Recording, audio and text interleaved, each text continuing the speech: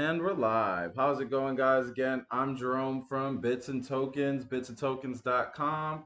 We're here in blockchain universe, a virtual reality world for conferences, expos, and events. You're watching live on YouTube. I'm here with Rich Sanders of Cypherblade. Welcome, Rich. So tell us a little bit about yourself.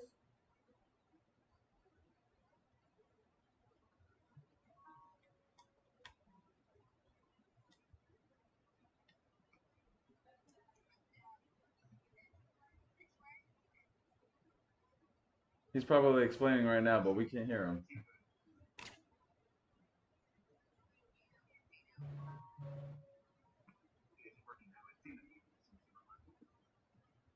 You're good? Tell us a little bit about yourself.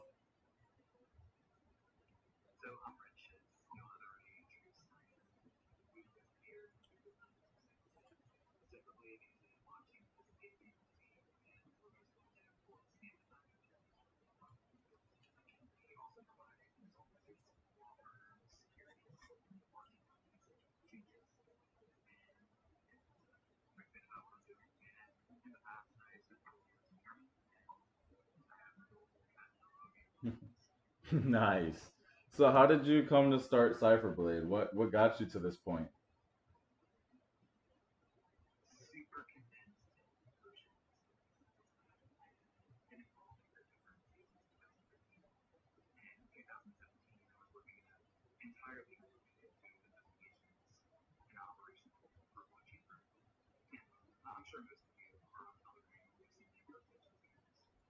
Absolutely.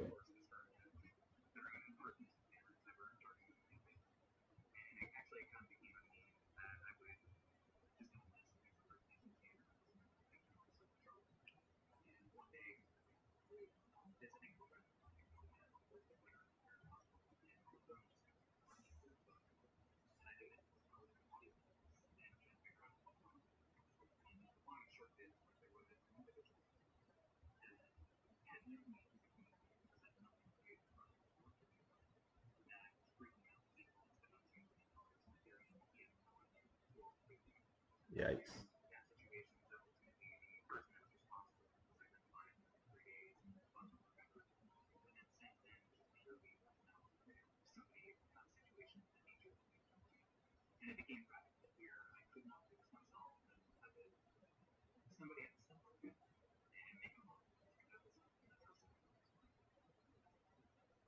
Fantastic.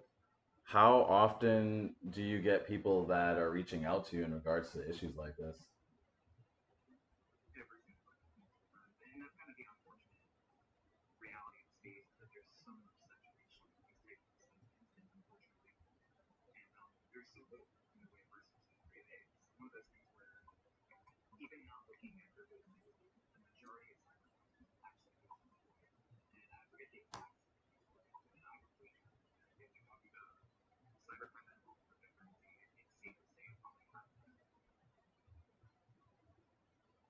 Interesting.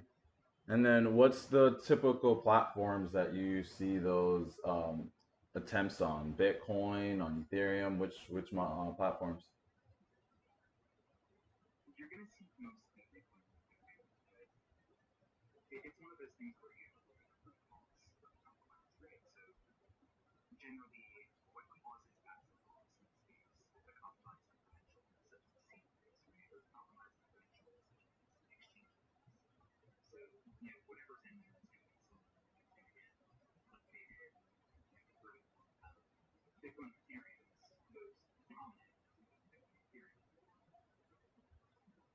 So I like that you brought up the seed phrase is one of the most common ways. For those that don't know about your seed phrase, if you get a Bitcoin wallet, there's a seed phrase that's given to you that you should have written down or saved, tucked away somewhere. How can someone prevent their seed phrase from being from that attack?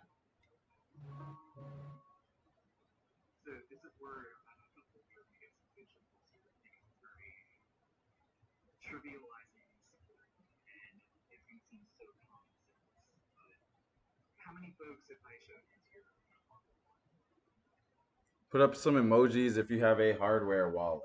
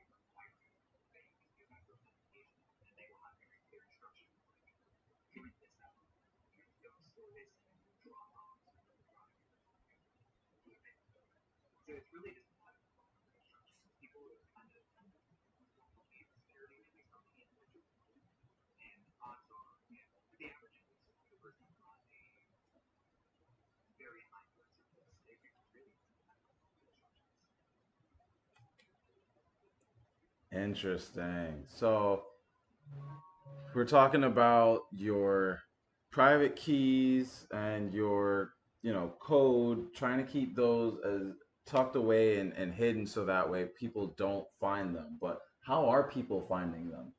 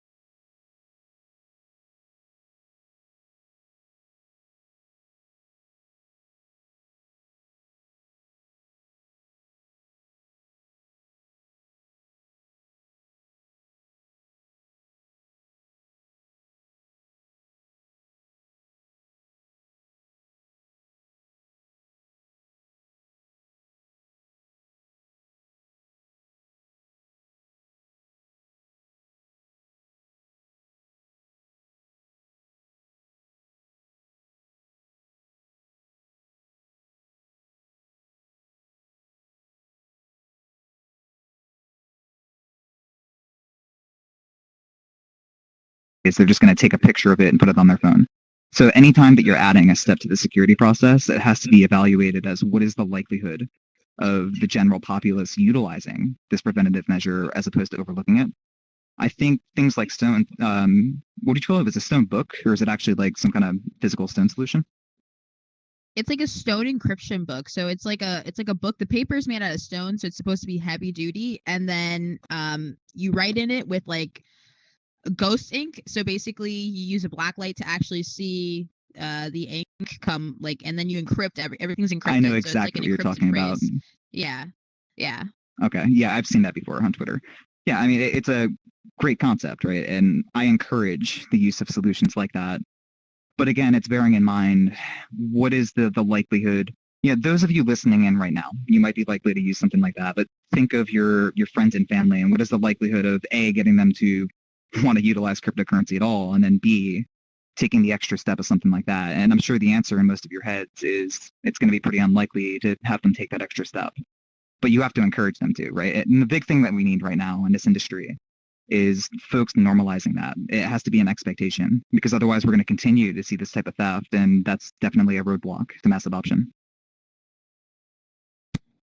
Fantastic. So for those that didn't hear or didn't understand, we're talking about, best ways to be able to hide your seed phrase and protect your Bitcoin or Ethereum wallet. I brought up the Stone Crypts Stone book, which is sheets of stone stored in a book. That way it can protect from fire, from water, from tears, anything like that. It takes a longer time for it to be able to grade that material, and thus it's a lot easier to write down your information. He even has like a pen where it writes in invisible ink and it gives you a black light so that way you can hide your seed phrase in plain sight in a book that's made out of stone. It's pretty interesting to me. Definitely check out Stone Crypts. One of my friends, he does blockchain worlds as well. We were at one of his events last night. Pretty cool what he's doing with seed phrases and making sure that you can be able to store them and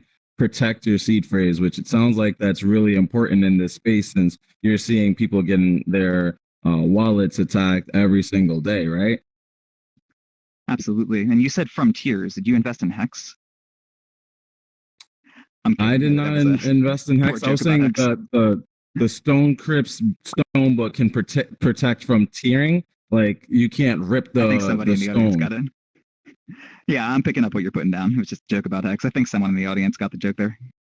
Oh, I certainly didn't. Please share. What do you mean by with Hex? Well, if you were investing in something like that, you could have been wrecked, hence the tears. Mm. Oh wow, correct. I've heard people gotten not great results on Hex. I've heard that a few times before. Same here. I can't say I've been following it too closely, but I mean, in the topic of cleaning up the space, right? People think of bad actors in the space exclusively as people that are conducting SIM swaps or stealing cryptocurrency outright. But the one thing that I've been noticing a lot more of the past year, and this is kind of a consequence of we had that bull run for a little bit, then we had the crash, and the crash kind of weeded out a lot of the newcomers that were trying to get rich quick. What you're seeing more of now is you're seeing more of, I would almost describe it as a white collar crime kind of thing, right? Where it's these kind of like soft exits. It's not so much these anonymous teams that never intended on doing anything at all whatsoever after they do a raise. A lot of like vaporware ICOs, IEOs that raise way more money than they actually need. And for example, you'll see in a white paper that they're supposed to spend $10 million on development, but they would never transparently demonstrate we spent this amount of money. They might outsource it at 20% of the cost, and ultimately what's happening with that kind of money. Hex is another great example of that. It's the kind of project in the space where it's brilliant in the sense where they're appealing to the get rich quick, right? But ultimately, if you kind of assess it for what it is, you've got somebody that has absolutely no place running a business at all whatsoever, let alone something within the blockchain industry. There's really amusing interviews if you listen to some of it. Like there was one where he was talking to some attorneys, and he said that Richard Hart said his legal opinion was founded based upon things that he read on Wikipedia. So if that's what you want to invest in, go ahead and knock yourself out. But that's the kind of thing as an industry we need to be seeing a little bit less of. I agree. How often are you dealing with attorneys versus clients, just regular people that are looking for help? If I had to guess, that's probably about 50-50 now. And just for context on that, our work as providing expert witness services has grown drastically this past year. And a lot of it is cases against fraudulent or mismanaged ICOs or other blockchain projects. So that's definitely an evolving space. I think that has a little bit more to do with the fact that there's more law firms that are interested in the space in general. And I think that's a consequence of the 2017 bull run. That makes sense. Yeah, absolutely. No, after 2017, things really, it was like scamming era left and right. I mean, yeah, there's the scamming, but yeah, again, to be like super clear, you've got your outright scams, right? There was an ICO, I think it was called Proteum, and they're an example of what I would call an outright scam, right? They collected money and then they just shut down the website and ghosted, and that was never, a real thing, quote unquote, if you will, to begin with. The team members on the site were fake. I mean, that's just an outright scam. Then you've got a lot of ICOs where it's like they raise tens of millions of dollars and they just kind of, if you pay attention to their social media activity, it decreases as soon as the raise is over. It's not instant because then it becomes an exit scam. But you'll notice if you look at like Twitter analytics tools on some ICOs, it's very interesting to see the gradual abandonment of the project. So scams work both ways. And I think that's something that's not really known in this industry. People say scam and they think BitConnect, but they won't think of something like, you know, you've got dishonest folks that are not being transparent and unfairly profit at all things. Again, guys, you guys are looking at Rich Sanders from Cypherblade. We're talking about cybersecurity and blockchain. One of the things you just brought up was BitConnect, and that was probably one of the biggest scams that a lot of people in the blockchain space are familiar with. Can you tell the audience a little bit about, you know, what you've analyzed from the BitConnect scheme? So I'll preface this with saying whether it's BitConnect or any other case, I can't give details on any investigation, ongoing or past. What I will say about BitConnect on kind of a higher level is that that's a fantastic example of quite a few different problems within the industry, right? So you would think that something like BitConnect would be a warning and a red flag to folks in the future. But if you think about more recent history, by show of hands, who's familiar with Plus Token, or there was one other one that was a big one, Novachain? No. Novachain. So we got a Okay, couple sounds like folks. Those she are knows ones that that were a little bit more recent. Essentially the same model, right? You've got an aggressive referral program. Invest this amount of money. I think Novachain, if I recall correctly, was pretty much exactly the same thing. We have a trading bot and it's making us money. You would think that the lessons learned from BitConnect, which is you can prove somehow you've got these balances, you've got a trading bot, and it never happened. You would think that society would have learned from that. But it's, in almost a diabolical sense, brilliant by these folks that conduct these programs because they know that at the end of the day, people are going to be clouded by greed. Somebody could read that BitConnect was a scam, but this is different this time, right? So no amount of, I mean, I feel like we could have 5 more BitConnects and we're always going to unfortunately have these Plus tokens and these Nova chains until, again, as a society and as an industry, we step up and call these things out for what they were. So, you know, I could talk to you about all kinds of different things with BitConnect, but the one problem with it that we can fix as an industry is permitting it. So if you look at CoinMarketCap, they ran advertisements for BitConnect. I almost cringe bringing up certain names here, but like folks like Trevon James, we have to make them irrelevant because they go from BitConnect and then, you know, they're having issues with the SEC and I recall distinctly Trevon James putting up a video on YouTube where he's talking about the SEC talking to him and he doesn't understand any of this legal stuff, but he doesn't want to get an attorney. And then I think it was mere months later, he was on to the next thing and now he's doing Hex and it continues. And as an industry, I didn't even know that was irrelevant. him.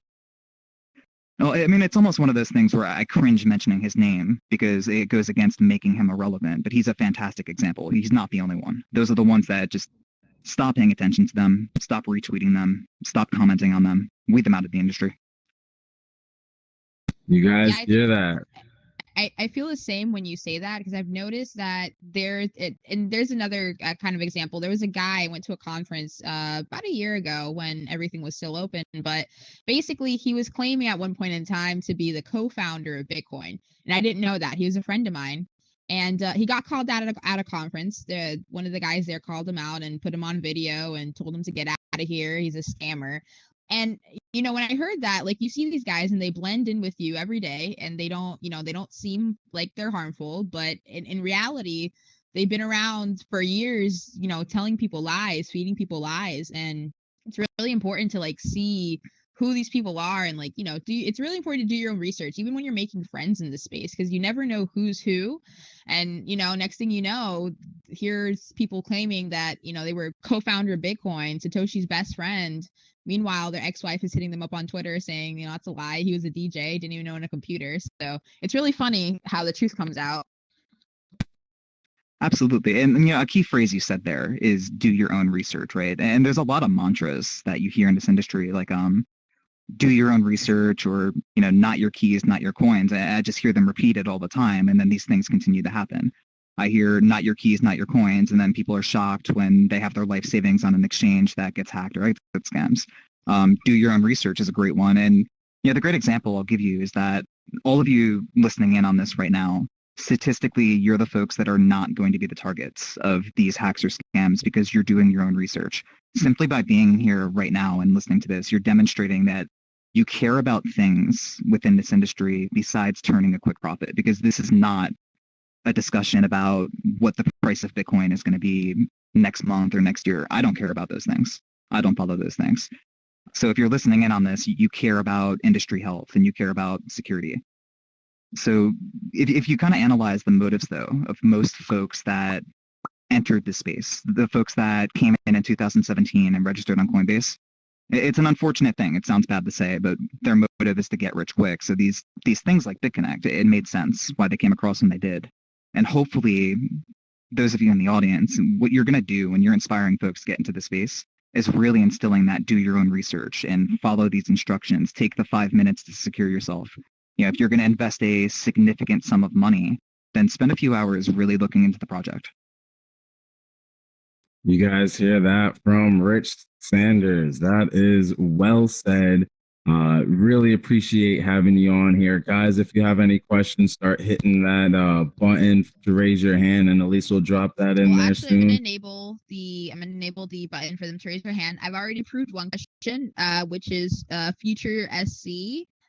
His question is, okay, guys, please send me your questions ahead of time so I can approve them. Just feel free to message me. I'm over here in the front, turning my head. So let me give you access to speak. Let me see here. While she's doing that and getting that person access to speak, I want to just recap some of the things that we spoke about today. We talked a little bit about Cypherblade. We talked about ways to protect yourself, to protect your keys, as well as your private wallet. We talked about different scams in the industry and things to pay attention to. And we touched a little bit about ways to really prevent just more attempts and attacks by being aware, doing your own research, owning your own keys. But is there any other way that we can really prevent a lot of these attacks and not try to go after them after the attack, but catch them before the attack, before the next scam? Absolutely. And yes, please, I encourage that. So if I had one wish that was a result of doing this today, it's that nobody listening to this needs to come to me in the future saying I got scammed or hacked. I hope that if any of you contact me, it's because you're interested about something and have a question, or, if anything, if you're going to come to me for a service, please have it be preventative security. And I could tell you, this industry is going to be I think that the day that I will consider this to be a more mature space, one of the indicators is going to be that more people come to my firm before the fact than after. And the best way I can kind of answer what you were going for with that is the majority of the cases I look at, in fact, not the majority, every single case I've looked at, with the exception of major exchange hacks, let's say, could have been prevented with any one of several security measures that would have taken under 60 seconds. And it often fits the description of what I was talking about earlier. Properly setting up two-factor authentication is the big one. If you properly set up two-factor authentications, like you actually print or write out your backup, odds are whatever you're storing behind that is essentially untouchable to the overwhelming majority of bad actors in the space. And for almost all of you listening to this, if you just even take that step, you're a step ahead. I'm sure most of you have heard about SIM swapping, right? And if you simply had adequately set up 2FA on a Gmail account or an exchange, that's where the buck would have stopped. So there's a really good article if you Google SIM swapping Bible. That was something that I co-authored with My Crypto. And it's a long read because we go in depth, but the actual action items in that take a very small amount of time. Do it. I mean, I'm sure all of you spend at least a few hours per week, even if you're a hobbyist, reading up on this stuff. What's a few hours once to adequately secure yourself? It's free, so you might as well just do it. Absolutely. Cool. So I'm going to start with that question. I was wondering, I guess I have two now. One, how do you actually make money, or yeah, how do you make money securing people? Like, do you have a firm or a payment structure? I was just curious more about that. And two, you kind of just answered my question, but what are some reputable sources to look to just first get good news on the industry and also how to secure yourself in any which way? Sure. So I'll start with the question about the financial end of it. So I do have a firm. It's Cypherblade. If you're asking more specifically about how we're compensated, it depends Yeah. on the particular service. Obviously, for expert witness stuff, we're paid a hourly rate, just like any other expert witness service. For the scam and hack investigations, it's kind of a hybrid model. I mean, we do some level of contingency, but we also require upfront payment for our work, and that's because there's so many cases where, if we worked on a pure contingency model, I could hire 100 folks right now and have them all be full-time, and we still would not be able to service everybody. And the unfortunate reality as well is that there is a fairly steep level of upfront time costs that goes into these things. And because this is a challenging space, despite the fact that the prospects of asset recovery are high, it's a somewhat lengthy process. So it is a hybrid model in that sense.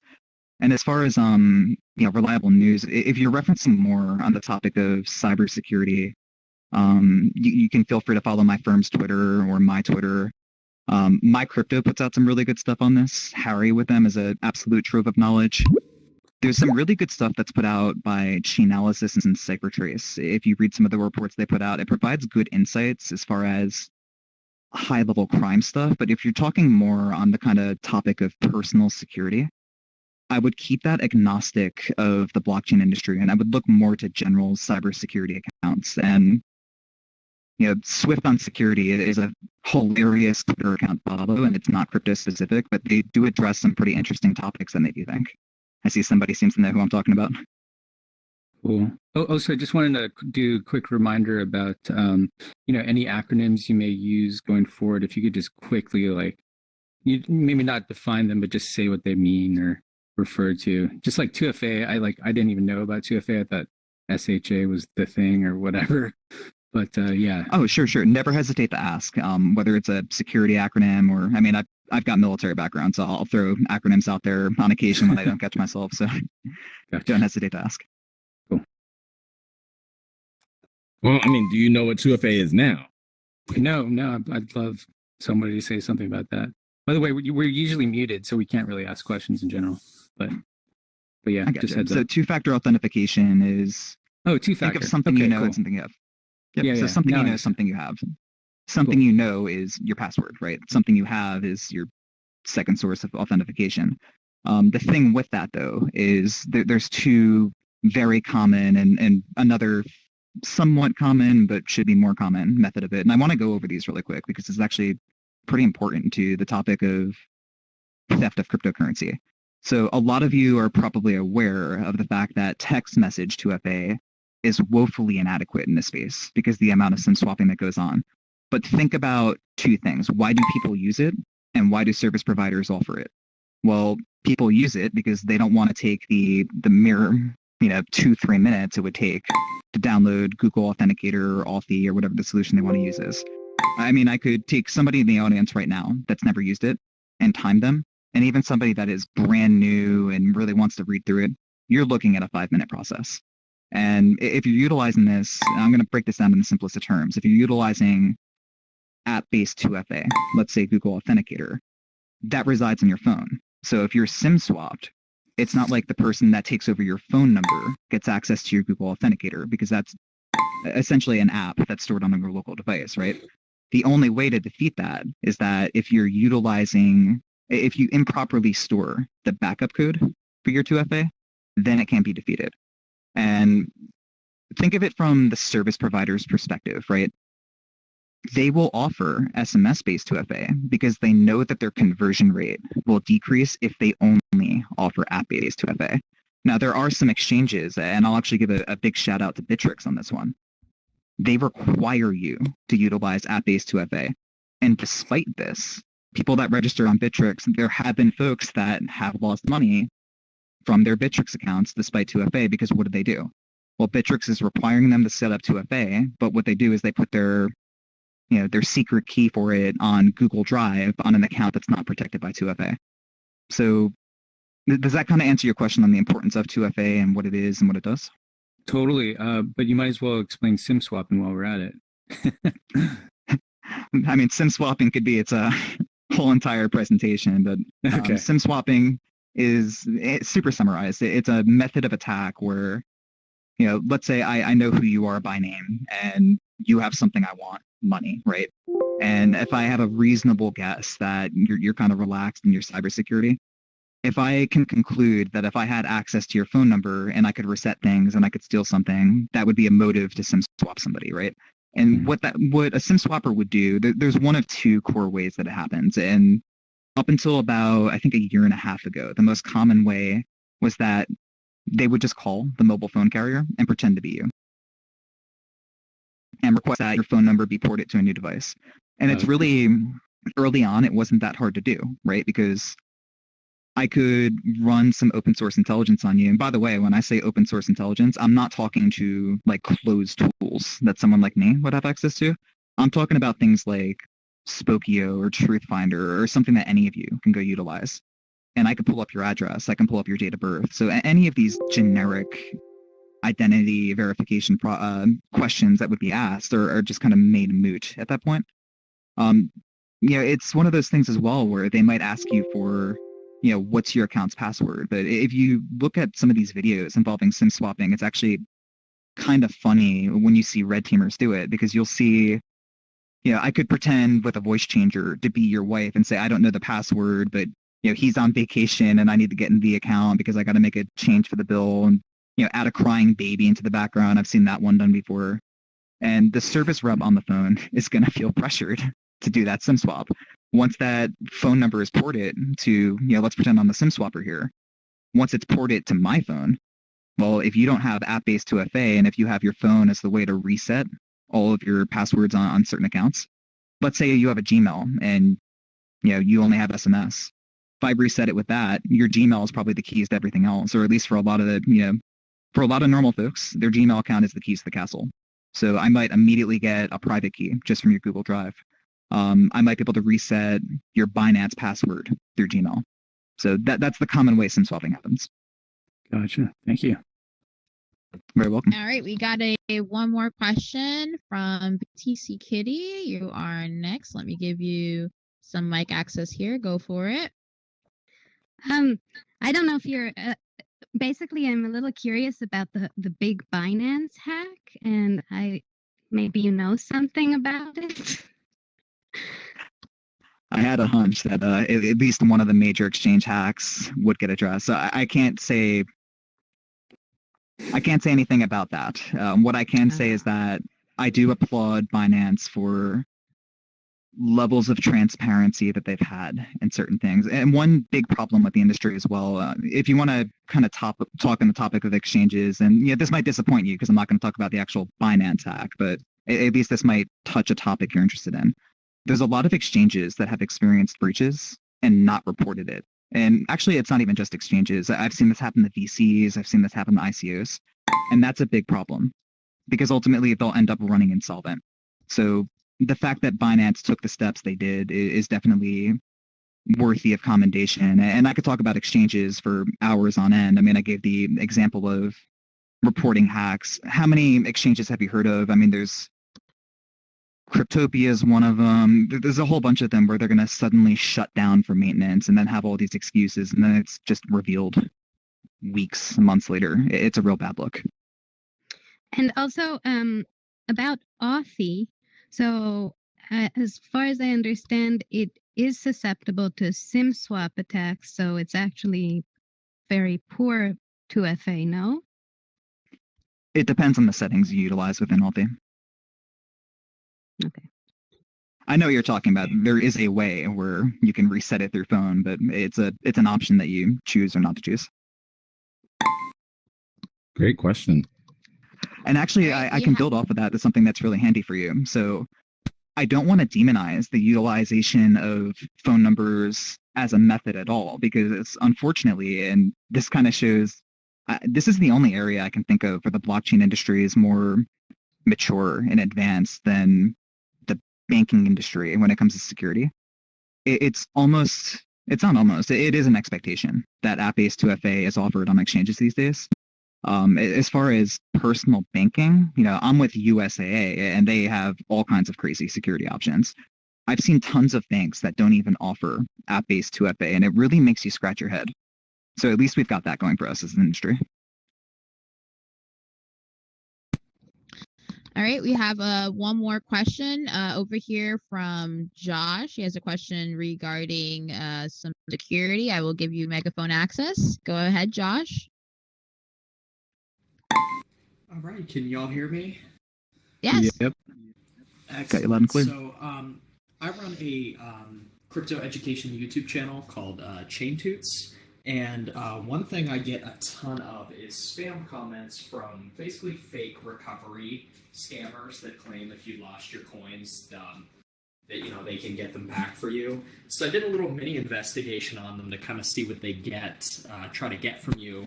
And one of the things besides prepayment for service was they won't ask you for a password to get into an account, but they will try to get you to give them your two-factor authentication codes to do like a password reset. Can you talk a little bit more about things that you should never give people, like how some of these resets work using 2FA and like how people try to socially engineer to get into your accounts? I just think that's an interesting security topic. Sure. So first of all, I know exactly the type of comments you're talking about. They're all over comments on YouTube and on Quora and all these different sites.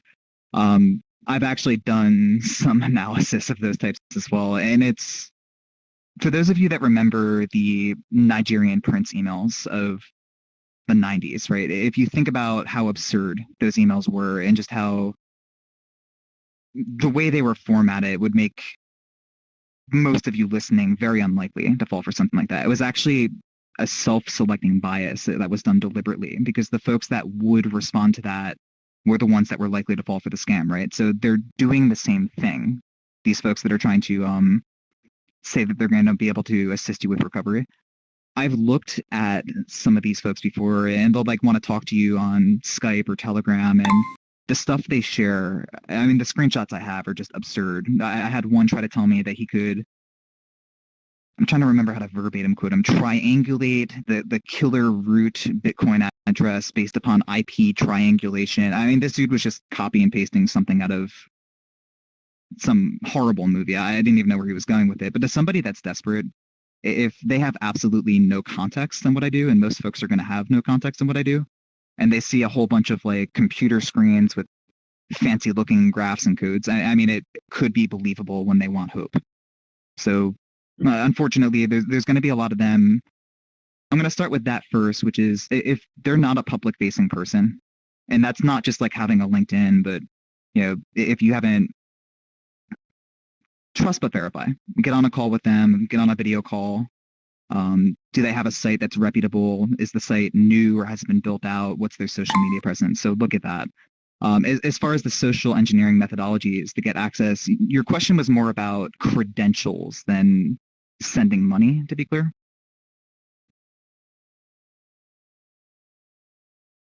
I mean, I guess I want to answer your question the best here. So are you talking more about protecting your 2FA codes? Okay.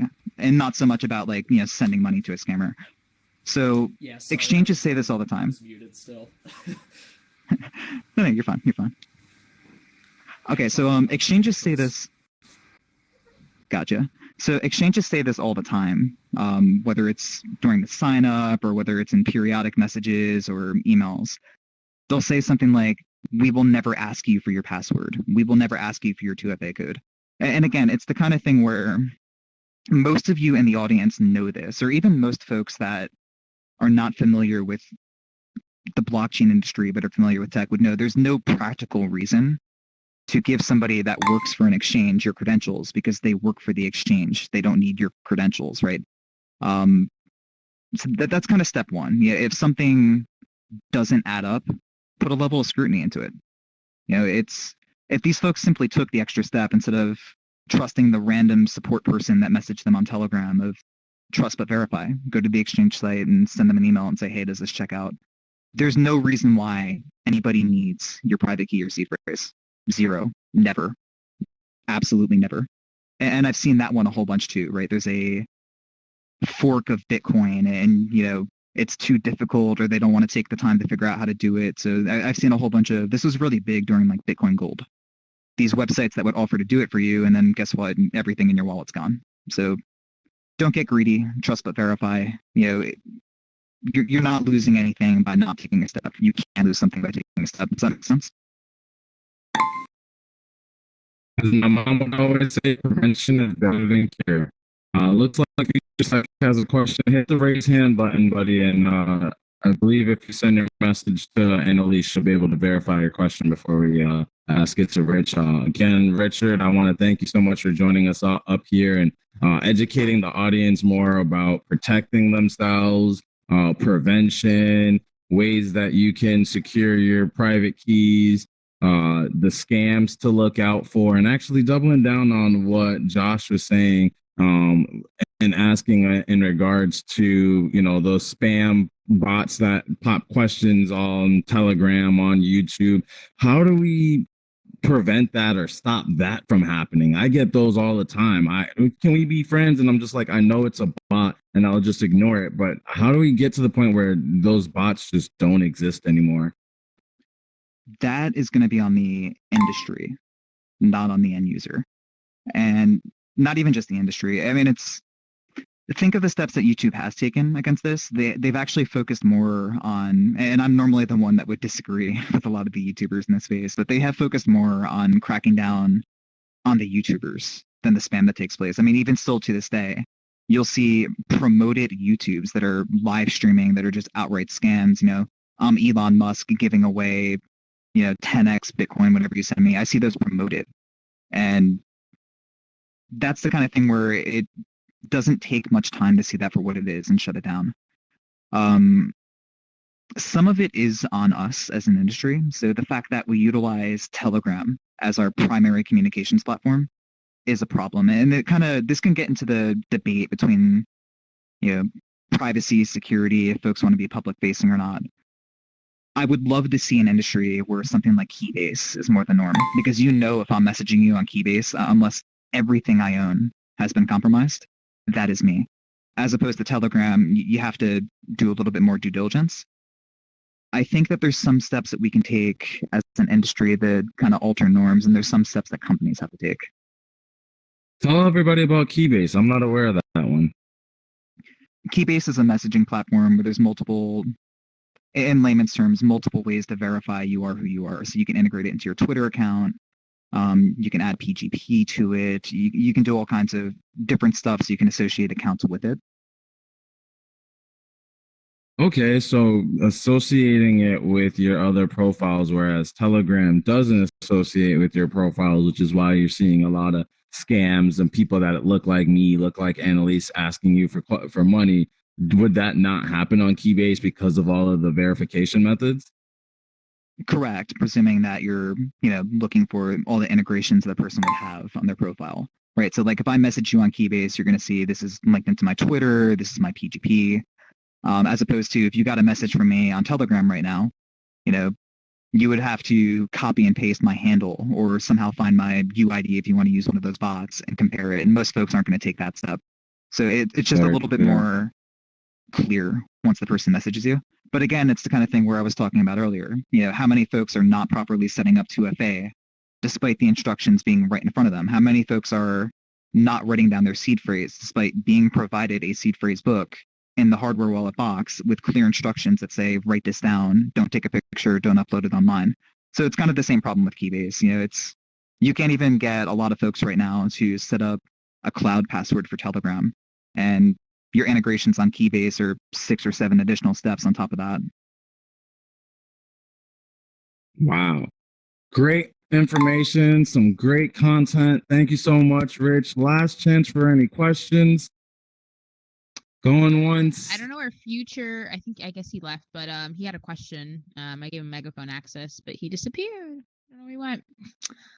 If anybody has any last minute questions, just send me a raise your hand button and I will allow you to speak. Again, just for everyone in the audience, he cannot answer any questions regarding any current or past investigations, just to let you know. So anything specific regarding, some investigation, he can't answer. Anything else is up for grabs. So raise your hand now or forever be silenced. Or you can also find him on social media. Where can people find you if they're, interested in reaching out to you? I was just going to say that. So I would say reach out to my firm because we've got a lot of folks that are becoming even more awesome than I am. Of course, you're more than welcome to find me on Twitter. It's Actual. But look at Cypherblade. And we've got a lot of folks that are rising stars in this industry. And I've just been the guy that's trying to blaze a new path for all of this. So anybody you want to shout out that's growing from your firm that we should be aware of other than Rich? Who else from Cypherblade do you know? So I can't pick favorites. However, I will say that Paul from my firm definitely has a very active Twitter presence. So if you go onto the Cypherblade page on Twitter, you'll find both of us, and he's definitely worth a follow. He's much more active on Twitter than I am. BTC Kitty has one more question. Yes, it's not exactly a question. I wanted to give a shout out to Google Advanced Protection, which is like this little known option for your Google account, which makes it a lot more secure and like forces 2FA with physical protection keys and stuff. It's pretty cool. Oh, I never knew. Oh, absolutely agree with that. I know they have. Yeah, Google does do that. I didn't know they did. You can add it to your account. Oh, well, thanks for. Yeah, you can just search in their help pages for Google Advanced Protection, and then there's like some. It explains how to set it up. Cool. It helps to take a couple of minutes to prepare. Go ahead. You don't have to be a VIP to utilize equivalent protection to Google Advanced Protection, right? There are other steps you can take if you want equivalent levels of security. And the way that I'll always describe this is... No, you just click on some things. They just don't advertise this option widely, but if you just click on the links, then it takes you to it, and anyone can set it up. Don't they have different tiers, though, for particularly I didn't see a high-risk different persons? tier. I didn't see that. I'm okay confusing it with their VIP program. They have a paid tier. I'm sure they do. Google. I actually don't even think they charged for it. If I recall correctly, they had a program that was for celebrities and high net worth individuals. And I guess kind of the point I want to make. Anyone can do it. With Google Advanced Protection, yeah. But there was another program they had. If it was, I'm not sure if they changed the name on it or maybe it's just a different tier of the program, but it was specifically set up for them. There is kind of a misconception that I wanted to address, though, is that folks assume that, hey, I'm not this high net worth individual or I'm not super well known. You don't have to be an influencer in this space. You don't have to be a celebrity to be a target of any of these breaches, right? And you can have the same security that these folks, frankly, should have. Google Advanced Protection, like was mentioned, definitely, I can't recall if they provide links to procure, let's say, hardware security keys, but anybody could go to grab a UB key, right? And they're under $50 and they're well worth the investment. Think of the amount of money that you invest into cryptocurrency, or think of the amount of time that you spend discussing and researching blockchain topics. If you invest even 1% of that money and time, you're very unlikely going to be the victim of one of these breaches. And it looks like FutureSec just came back in. If you still have that question, buddy, come on up and ask. Just raise your hand so I can give you access. I was looking for you, but you had disappeared on me. All right, go ahead. Cool.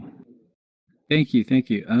Yeah, no, I'm back. I was asking a couple questions. I don't know if some things have already been covered. I did kind of pop out for a minute there, but I do want to hear more about some scenarios that you've encountered. It sounds like you can't really speak about ongoing or past investigations that have been closed. I'm kind of curious just why in general you can't, well, obviously you can't talk about things ongoing because it'll affect it, but past seems, well, maybe you can speak about scenarios that you aren't in control of from other institutions that you can tell us about, because these stories are super interesting and pretty illustrative. Even the bit connecting, I think is worth rehashing because it was so I mean, I know that story. I could share it if you wanted to, but I really want to hear some stories from your past that I think are worth sharing. You know. So the reason I shared the BitConnect thing is that there was immediately a teachable lesson presented following that. A lot of folks want to know about investigations or see examples of what I do because, it is interesting to them. It's kind of movie-like, but I would so much rather tell all of you about here's the things to prevent that from happening to you. There is something that Vice recently put out, and I think it's called Sim Kids in the Caliphate, if I recall, where they did interview me about. Some of you may know of Ian Bellina. He was an influencer that experienced a hack in 2018. And that led me on this trail of these SIM swappers and this massive investigation. And they asked me a lot of these questions. And they actually came out here and interviewed me and kind of like shot some footage of me, I think using a voice changer and some forensics tools. So if that's your bag, you can definitely watch that on Vice. But it's the kind of thing where I'm not here to, share macho stories and, provide an hour action flick to y'all. I would rather be providing you stuff that you can take and, if not use for yourself because you're already doing it, be more inspired to instill into others. You said it's on Vice. What's the name of the, how can I find it? I believe it's called Sim Kids in the Caliphate. Sin Kids in the Caliphate. That's a name. Sim Kids, S-I-M. Sim Kids. I believe they have it on Showtime, if I'm not mistaken. They just recently published it. One. Perhaps you can speak then about the consequences of, like, what are some of the, consequences that these perpetrators have undergone, like these scammers who have created entire exchanges that have gone south, or ICOs. Like, when they're caught, what happens to them? What's their jail sentence like? Like, what happens? Great question. That is a fantastic question, and it's a hard one to answer because there's so much variance. Earlier, I did talk about how there's been a very increased demand for what we do as expert witnesses or generally providing expert services. A big problem that I often see, and I'll start with the example of SIM swappers, is that prosecutors aren't equipped with the data that they need to do their jobs. And that comes from a fundamental lack of understanding of how to even look into this type of crime. So, for example, I've seen more than a few situations where, these are ones that to an extent I can't talk about because you can Google like Joe Ortiz, for example, and you'll see this kid was arrested, he was sentenced. I think that he got a fairly lenient sentence, despite what his counsel would say. That lenient sentence would have probably been somewhere between 1/3 and 1/2 of that if adequate data associating his personal benefit from the blockchain activity was not conveyed. And without the adequate expertise to connect those dots, that probably would have happened. I know that your question was more steered on like folks that are conducting exit scams on exchanges, but like, we haven't figured out the Quadriga situation yet. We haven't, busted the folks on BitConnect. And when I say we, that doesn't mean my firm. I mean people that are investigators across the board. The so BitConnect people are still at large. That's insane. Sure. $50 million in Italy or Venice. Oh, wow. You touched on one just now that I wasn't aware of. Quadriga? Sorry? No, Richard, you had just touched on one just now that I wasn't aware of. You said that the BitConnect people are still at large and Quadriga, I believe you said. What was that one? Can y'all still hear me okay? Yes, we can hear you now.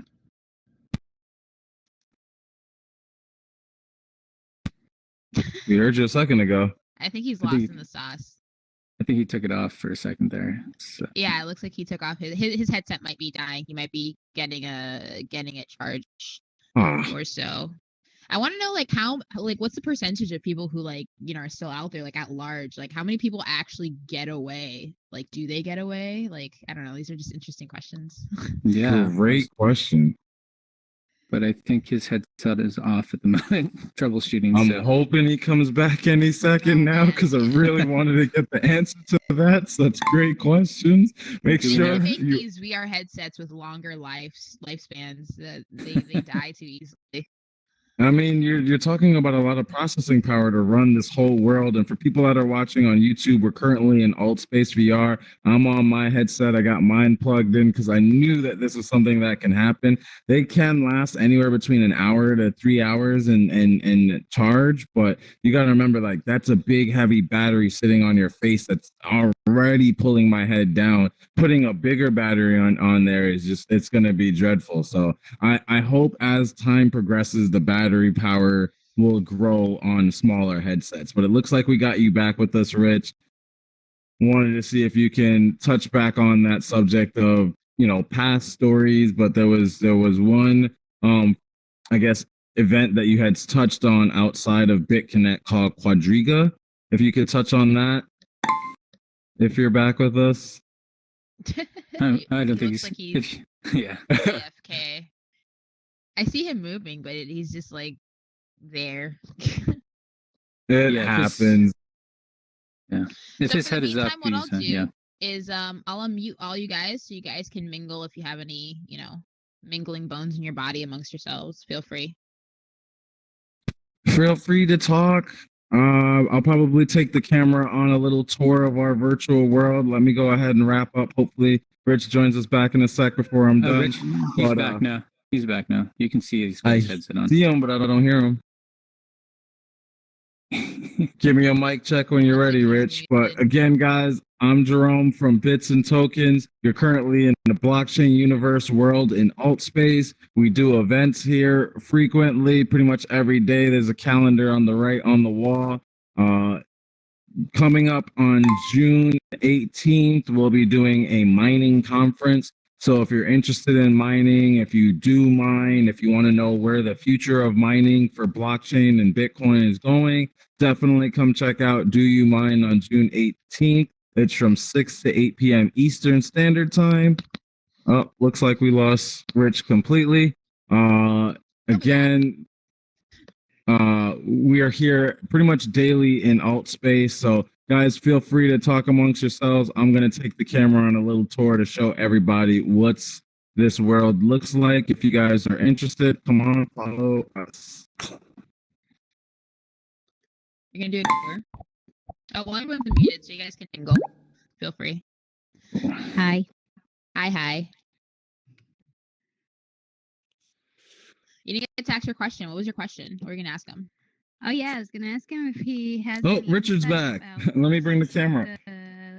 Recent. Let me bring the camera. You're funny. Oh, he's back. Sorry about that. My dog decided it would be a great time to pull the back of the VR headset. LOL. Oh, it's so, you know what? I have a funny story about my dog. I was in the middle of a live stream and he came to say hi.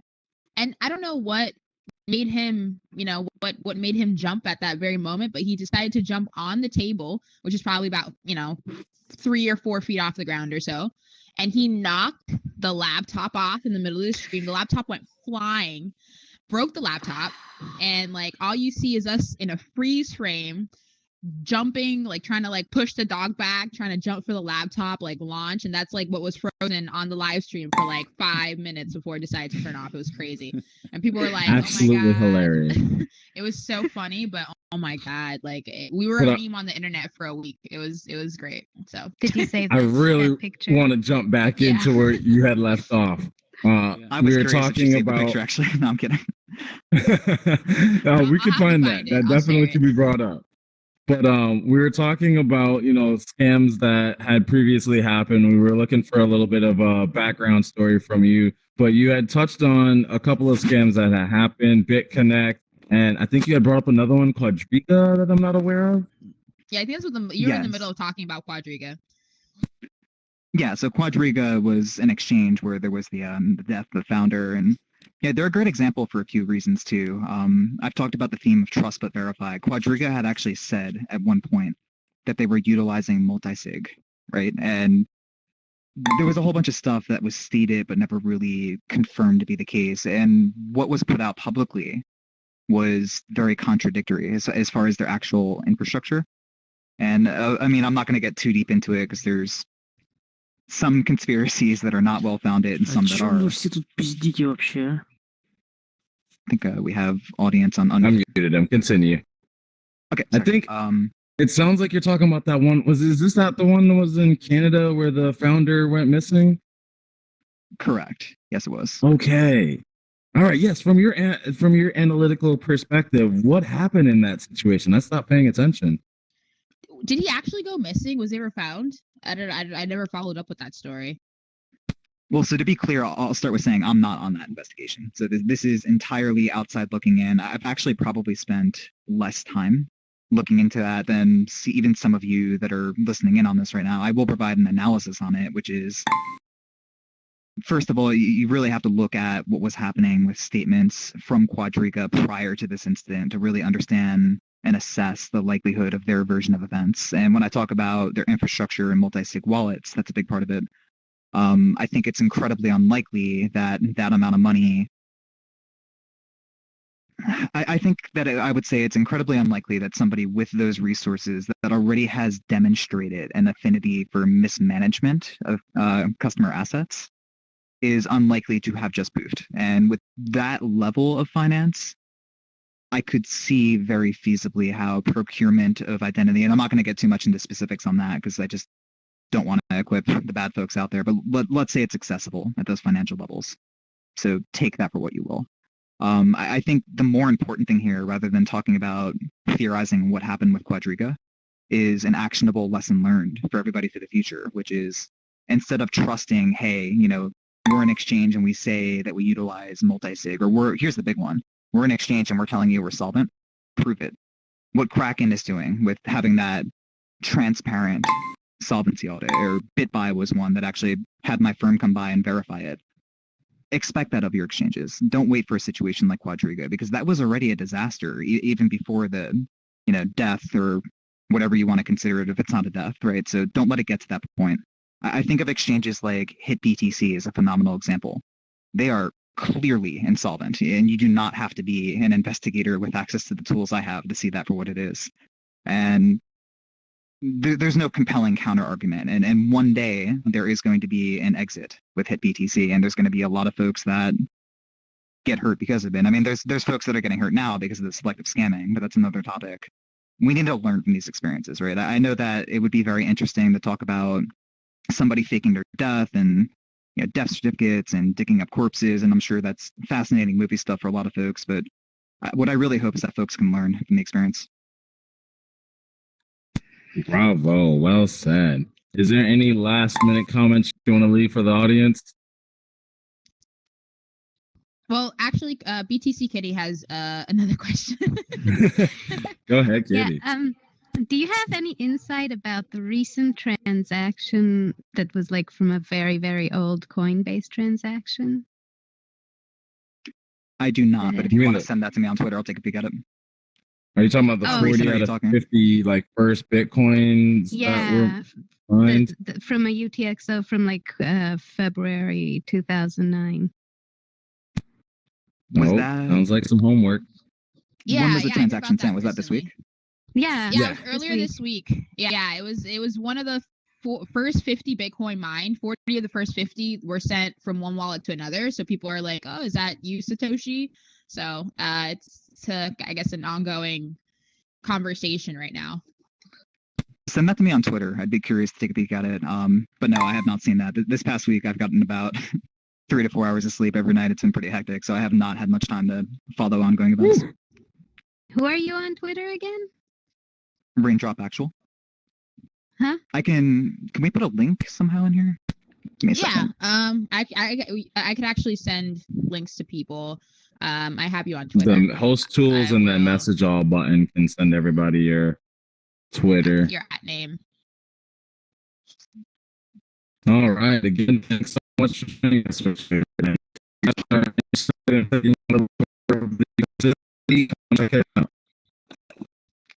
I'll unmute you guys, so you guys have the freedom to mingle and talk. If you guys have any questions, you can go up to Richard if he has any time. So feel free. I got a little bit. I'm just typing in the Twitter handle because I know Kitty has some questions and she seems fun.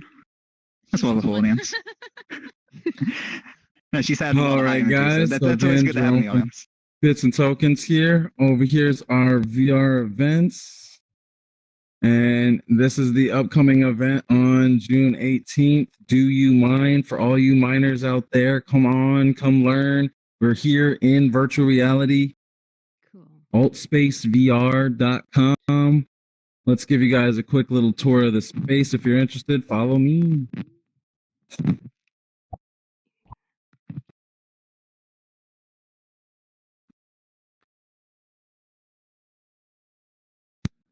Hello? Oh, let's delete that. Can we get an F in the chat?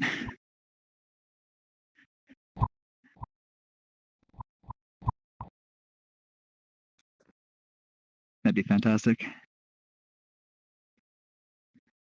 All right, guys, welcome. So over there was the expo room. I gotta delete this sign. I don't know how that got there, but over here is the podcast room where we do a lot of podcasting. It looks like I blocked it off, but behind you is a gallery. You can see it in VR chat at the moment. And over here is the game room where we do a lot of gaming. Every Friday nights I'm in here playing blockchain games, VR games. Last night we were playing Iron Man in VR.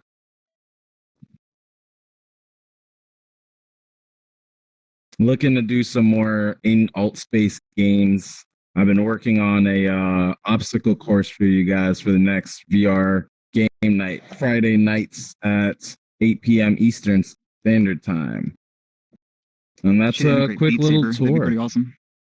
Yes, we can put Beat Saber up here. I wish I had Beat Saber for PC so that way I could do the multiplayer mod. Hopefully they drop a multiplayer mode officially. Beat Saber? Have you guys tried Beat Sage out to make your own songs? And at least you're muted.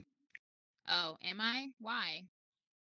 Why am I muted? No, she's not muted. I couldn't tell you why you're muted, but you are muted. Hear her. No. Yeah. Tell him, Kitty. Tell him. Well, Yeah, well, I hear unmute you. yourself and tell everybody. I can't really hear you. himself. She's far away on the other side. Yeah, he's conceited. Trying to Anyways, talk. Can you hear me? And still not talking because you're muted. See, he can't hear me. no, either. yeah. We can hear each other. I'm the only one that You can't hear her? Can. Yeah, and Oh, no what? one can hear it. Yeah, you're the only. I think it's I just can't you. hear her. You can't hear me either. What on earth? Mm-mm. What? No, it's just you two. You can hear There's each other. nothing within and host options that they're should do like that. hosts. I hit mute and then all of a sudden I can hear them. That's so weird. Oh, And I you're the only just- person I'm hearing now. Bugs. I muted and I It's muted just myself. bugs. Maybe now. Yeah, but Altspace has its bugs, guys. Sorry. Can you hear me? Yes. Like if Kitty's talking, I'm not hearing her either. It's kind of strange. Okay, so you go to the host tools and turn off the amplify voice. I think that's what's causing it. Okay, that's off now. Let's see. Now can you hear me? Now we can hear you. I can hear Wow. everybody. That's interesting. Just my Yeah, I didn't know presence that. breaks That's things. weird. My presence. Yes, makes I was things. saying I was already following you. Haha. Look at that. So I was gonna say, does anybody here who plays Beat Saber, have you guys tried the new Beat Sage to make your own songs and stuff? Is that I the web wish I had the VR time. version of it? Because there's a web VR, like I think it's called Super Medium, where these No, I've guys not have- heard of that. I'm gonna have to check I haven't that heard of out, Super but what Medium. we're talking No. about is an It's AI that makes the different cubes based on whatever song you sell it to. So if you give it a link to a YouTube audio, it'll take that audio and automatically generate the cubes for you and make a song That's without cool. you needing to I think that's manually what- do it like you used I to. think that's what By the this way, are is. you gonna come to the event? To the event at 11? Udi's event? I don't- Oh, I'd in have to check my calendar. 30 minutes, Udi hosts Yeah, an in- event. Yeah, sorry. Oh. 11 PST. So in 30, He's gonna have Josie. Remember minutes. Josie from Oh, I NFT thought you were talking about NYC the anyways? 11th, not something today. No, I Oh, am he's No. having unfortunately Josie. pretty booked Cool. up today. She's Yeah. an artist, so okay. it looks like there's gonna be a crypto art talk today for Udi. Crypto art. It's, What time it's is more of it? a What book time? unveiling. She's No, it's talking like- about I think, women in the space. yeah, Bitcoin women and And I new would love I'm book sure they'll Is talk that a little bit about what Gwen. she's doing with her Bitcoin art, but yeah, it's more Is so that going to about be women recorded, in by the the way? space. Yeah, it'll be on it's- live. Yeah, stream. we'll stream it. It's every Saturday. Because I'm really At the big same on time. diversity in this space too, and I've noticed that not only women are underrepresented in this space, but across the board, I would love to see more of that, like diversity programs for underrepresented races, or maybe even like something for veterans would be cool too. So I applaud all the women in blockchain groups I've seen. Veterans for blockchain. That's a cute one. Be interesting to see. All right, guys, I'm going to end the live stream. Thanks for joining us. We're out. So Thanks what do for you guys having me. live